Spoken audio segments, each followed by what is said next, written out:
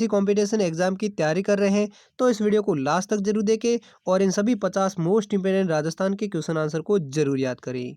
तो चलिए देखते हैं पहला क्वेश्चन। पहला क्वेश्चन है, पंचायती राज व्यवस्था व जिला प्रशासन के बीच समन्वय कौन स्थापित करता है? तो कलेक्टर हैं जो पंचायती राज व्यवस्था और जिला प्रशासन के बीच समन्वय स्थापित करता है। तो इस सवाल का सही जवाब कौन सा हो जाएगा? ऑप्शन सी है वो सही जवाब हो जाएगा। यानी कलेक्टर हैं जो पंचायती राज व्यवस्था और जिला प्रशासन के बीच समन्वय स्थापित करता है।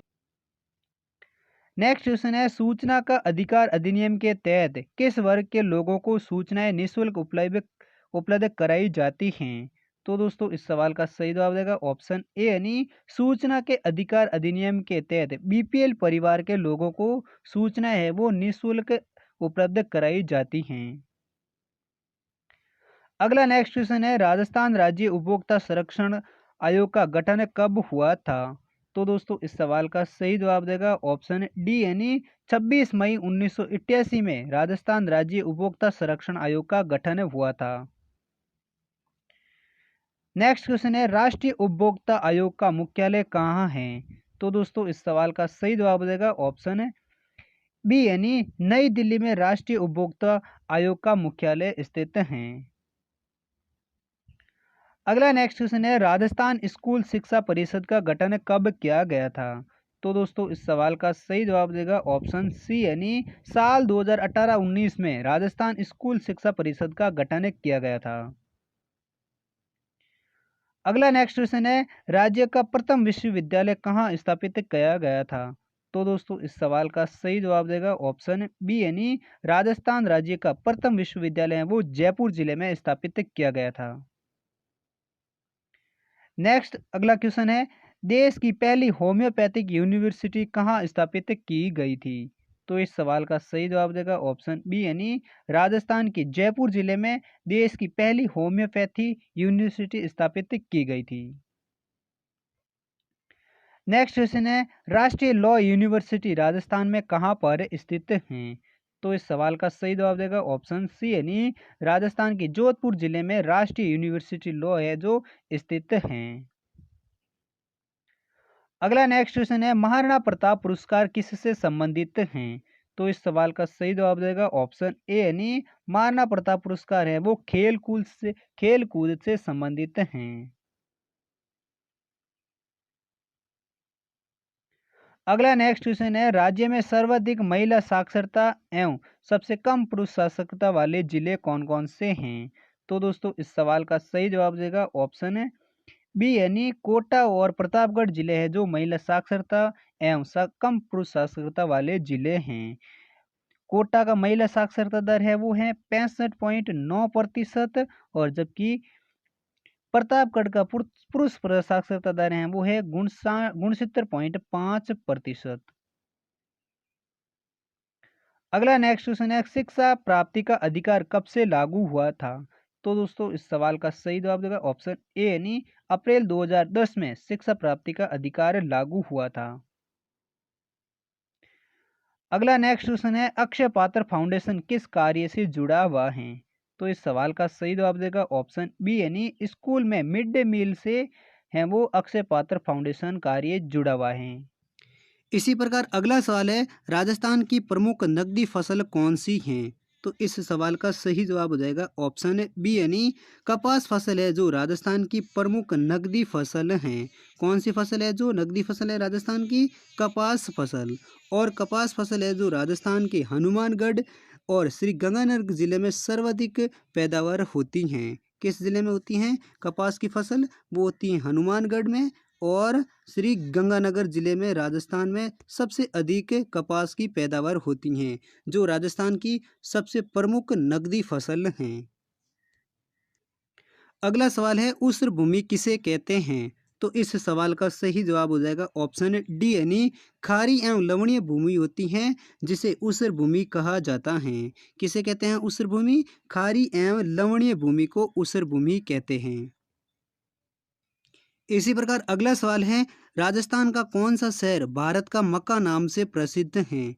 तो इस सवाल का सही जवाब हो जाएगा ऑप्शन डी यानी राजस्थान का अजमेर शहर है जो राजस्थान और भारत का मक्का नाम से प्रसिद्ध हैं, क्योंकि राजस्थान के अजमेर ज़िले में ख्वाजा मोइनुद्दीन की चिश्ता हैं वो स्थित हैं, इसलिए अजमेर शहर को भारत का मक्का या फिर राजस्थान का मक्का शहर कहा जाता है।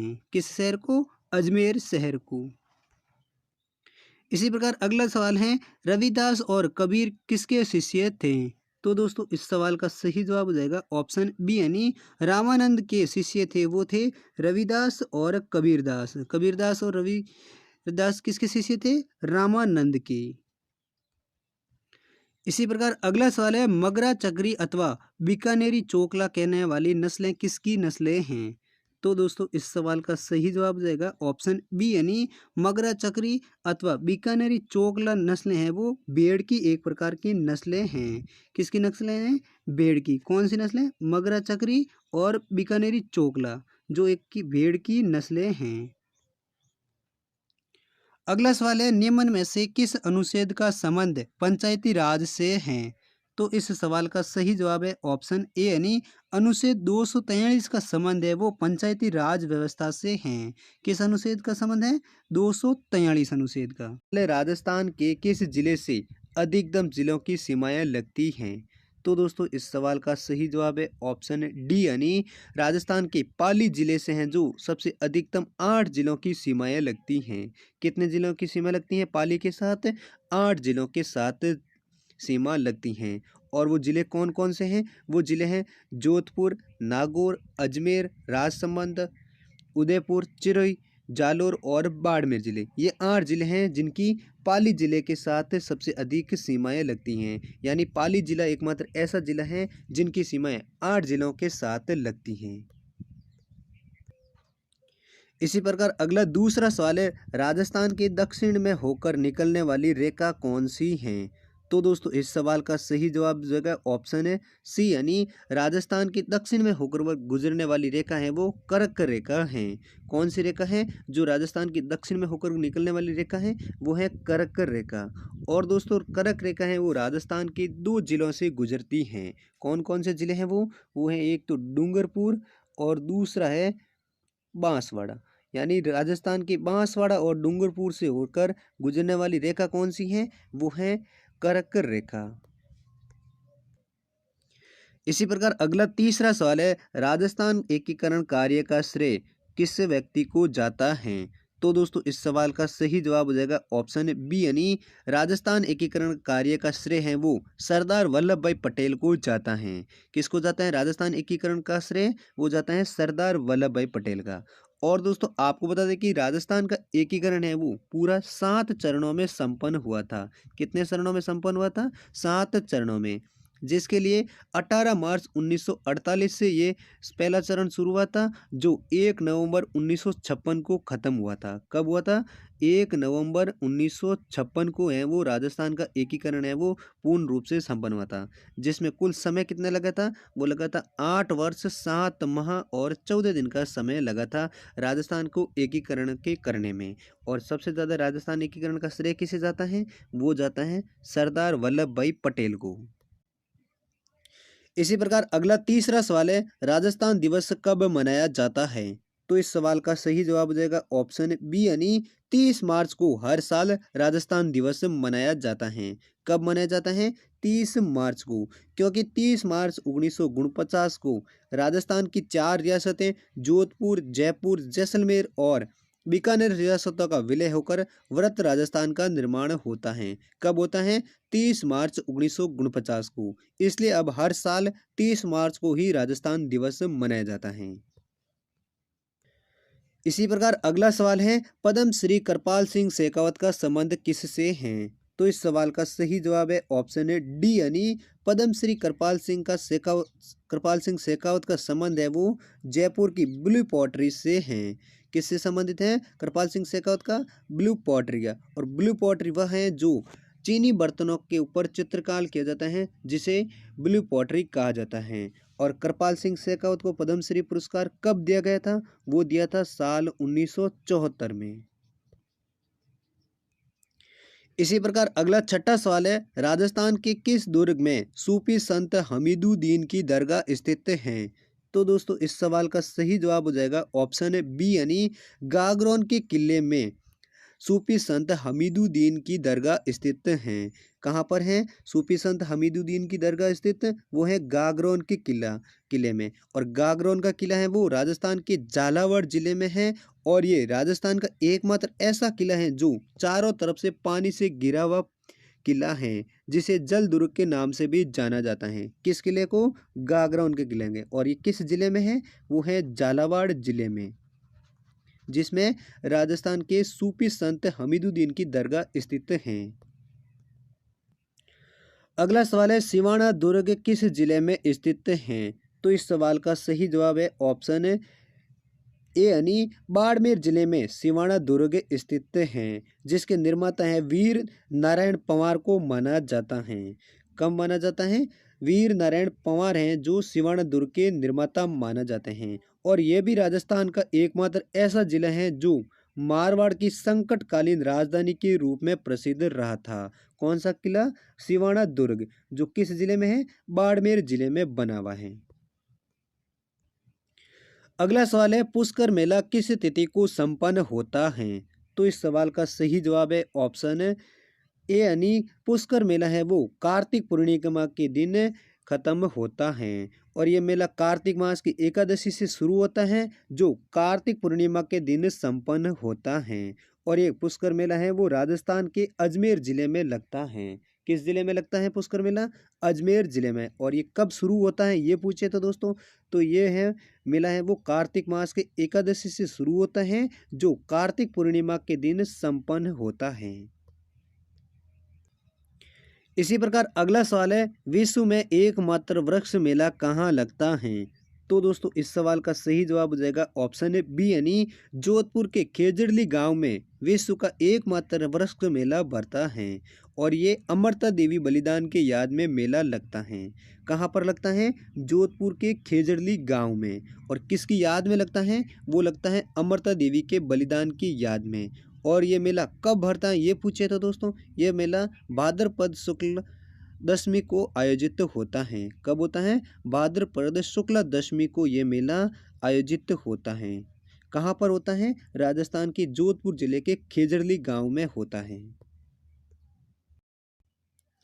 अगला सवाल है, बागड़ी बोली किस जिले में बोली जाती है? तो इस सवाल का सही जवाब हो जाएगा ऑप्शन डी यानी डूंगरपुर जिले में बागड़ी बोली बोली जाती हैं। किस जिले में बोली जाती है बागड़ी बोली? डूंगरपुर तथा बांसवाड़ा जिले में। इस ऑप्शन में एक ही सवाल ऑप्शन दे रखा था, इसलिए डूंगरपुर जिला। अगर दो जिलों का पूछे तो डूंगरपुर और बांसवाड़ा जिले में है वो बागड़ी बोली बोली जाती हैं। अगला सवाल है, मारना कुंभा द्वारा लिखित संगीत ग्रंथ कौन सा है? तो इस सवाल का सही जवाब हो जाएगा ऑप्शन है बी यानी संगीत राज हैं, जो मारना कुंभा द्वारा लिखित संगीत ग्रंथ हैं। कौन सा ग्रंथ है मारना कुंभा द्वारा लिखित संगीत ग्रंथ? वो है संगीत राज। अगला सवाल है, संत मावजी का जन्म कहाँ हुआ था? तो इस सवाल का सही जवाब है ऑप्शन है सी यानी डूंगरपुर जिले में संत मावजी का जन्म 1714 ईस्वी में साबला गांव में हुआ था। कहाँ पर हुआ था? साबला गांव में। और कब हुआ था? 1714 ईस्वी में डूंगरपुर में संत मावजी का जन्म हुआ था। अगला सवाल है, चोप नामक आभूषण स्त्रियों द्वारा कहाँ पहना जाता है? तो इस सवाल का सही जवाब है ऑप्शन सी यानी चोप नामक आभूषण है, जो स्त्रियों के नाक में पहने जाने वाला एक आभूषण है। कौन सा आभूषण? चोप आभूषण, जो कहाँ पर पहना जाता है? स्त्रियों के नाक में पहने जाने वाला आभूषण है। इसी प्रकार अगला सवाल है, झुनझुन का हवा महल किसे कहा जाता है? तो इस सवाल का सही जवाब है ऑप्शन है डी यानी झुंझुनू का जो खेतड़ी महल है, जिसे झुंझुनू का हवा महल कहा जाता है। किसे कहा जाता है? खेतड़ी महल को झुंझुनू का हवा महल कहा जाता है। और खेतड़ी महल का निर्माण है वो 1770 ईस्वी में हुआ था। कब हुआ था? 1770 ईस्वी में खेतड़ी महल का निर्माण हुआ था, जिसे झुंझुनू का हवा महल कहा जाता है। अगला सवाल है मध्यकाल में बयाना किसके लिए प्रसिद्ध था। तो दोस्तों इस सवाल का सही जवाब हो जाएगा ऑप्शन ए यानी बयाना क्षेत्र है वो मध्यकाल में नील की मंडी के लिए प्रसिद्ध था। कहाँ पर किसके लिए प्रसिद्ध था बयाना क्षेत्र, वो था नील की मंडी के लिए। और ये बयाना कस्बा कहाँ पर है, वो है भरतपुर जिले में। कहाँ पर है, भरतपुर जिले में है, जो नील की मंडी के लिए मध्यकाल में प्रसिद्ध था। अगला सवाल है बिजौलिया किसान आंदोलन में किस जाति के कृषक सर्वाधिक संख्या में थे। तो इस सवाल का सही जवाब हो जाएगा ऑप्शन ए यानी धाकड़ जाति के कृषक हैं जो बिजौलिया किसान आंदोलन में सर्वाधिक संख्या में थे। किस जाति के थे, वो थे धाकड़ जाति के। और किस आंदोलन आंदोलन में, वो था बिजौलिया किसान आंदोलन में। अगला सवाल है बीकानेर प्रजामंडल की स्थापना किस वर्ष में हुई थी। तो इस सवाल का सही जवाब हो जाएगा ऑप्शन डी यानी साल 1936 ईस्वी में बीकानेर प्रजामंडल की स्थापना हुई थी। कब हुई थी बीकानेर प्रजामंडल की स्थापना, साल 1936 ईस्वी में। अगला तीसरा सवाल है राजस्थान राज्य में मुख्यतः कोयले की किस्म कौन सी पाई जाती हैं।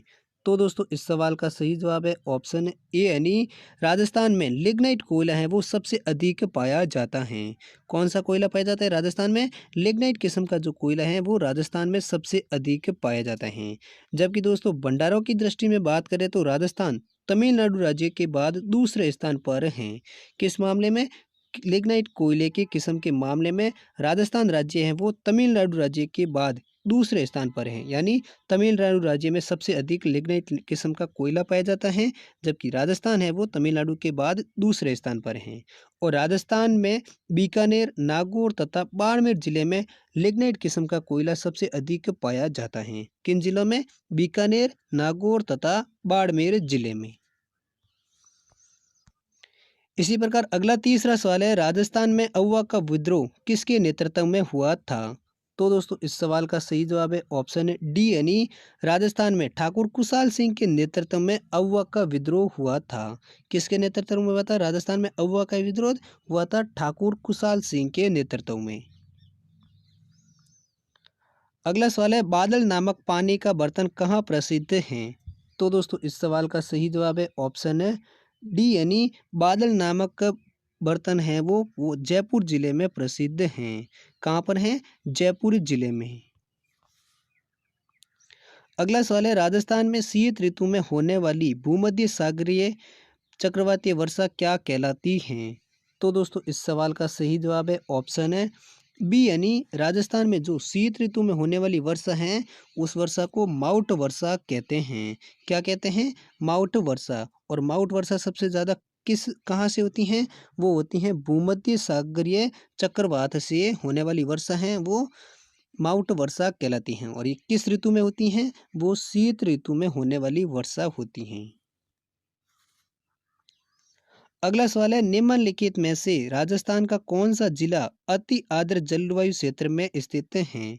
तो दोस्तों इस सवाल का सही जवाब है ऑप्शन डी यानी राजस्थान का 12 जिला हैं जो अति आर्द्र जलवायु क्षेत्र में स्थित हैं। कौन सा जिला है जो अति आर्द्र जलवायु क्षेत्र में स्थित है राजस्थान का जिला, वो है 12 जिला।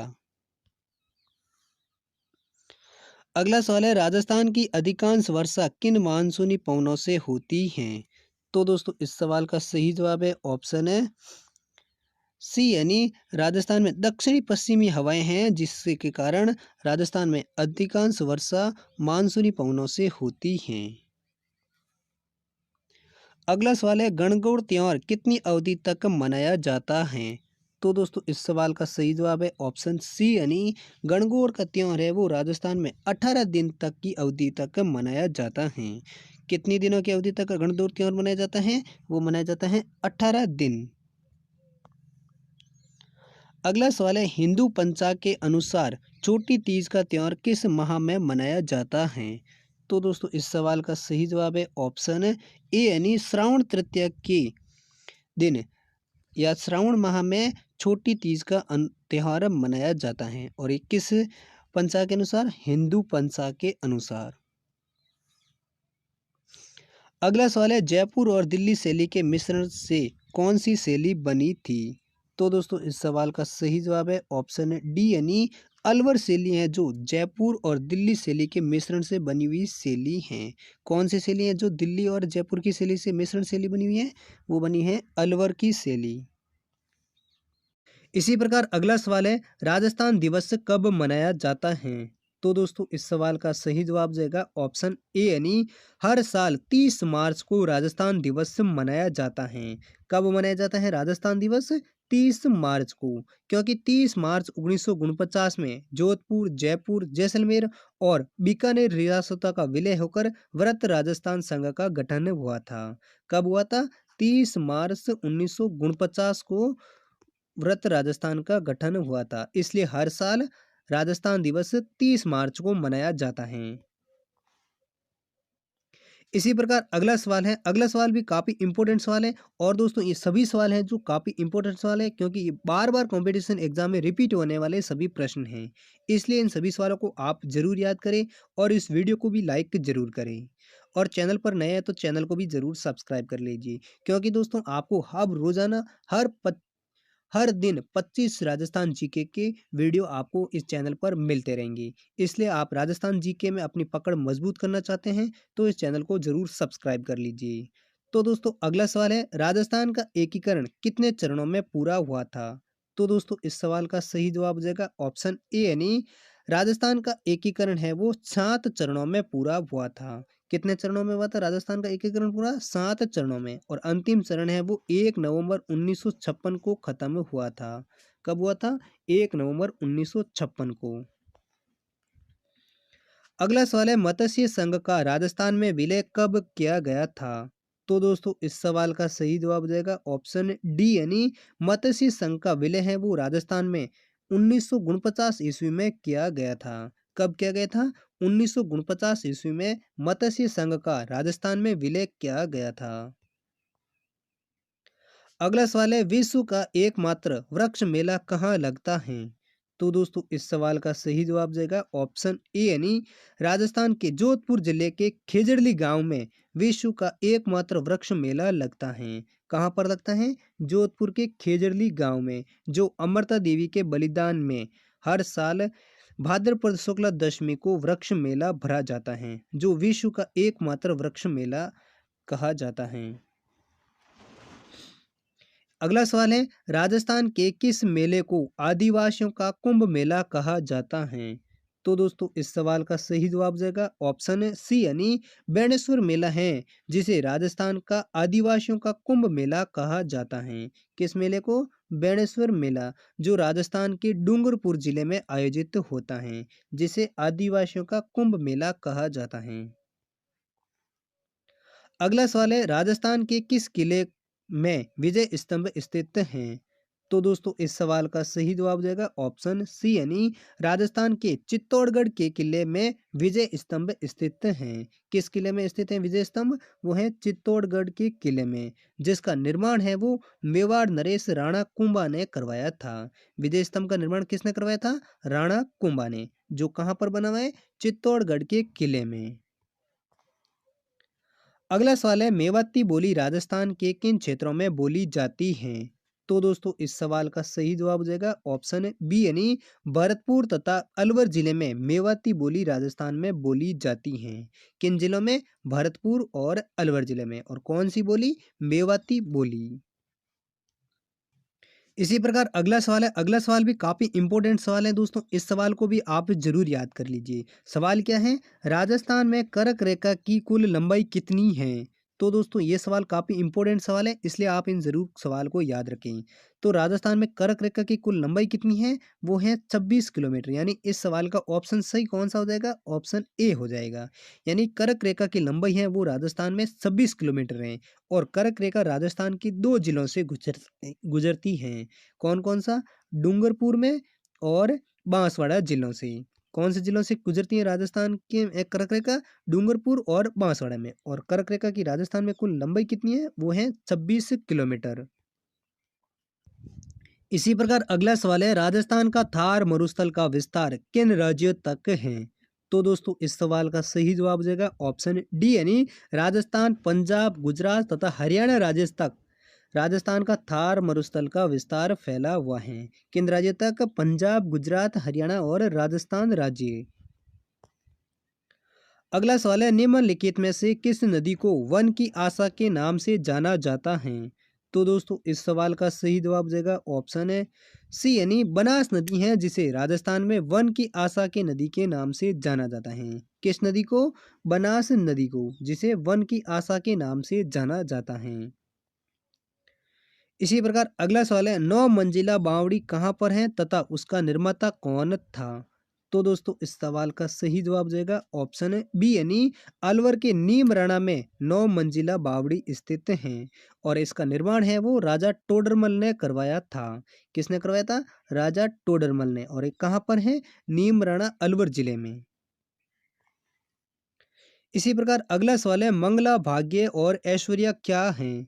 तो दोस्तों इस सवाल का सही जवाब हो जाएगा ऑप्शन बी यानी बाड़मेर के तेल क्षेत्र हैं जिनका नाम है मंगला, भाग्य और ऐश्वर्या। क्या नाम है? बाड़मेर के तेल क्षेत्रों के कुएं के नाम क्या है? मंगला, भाग्य और ऐश्वर्या। ये तीनों ही बाड़मेर के तेल क्षेत्रों के नाम हैं।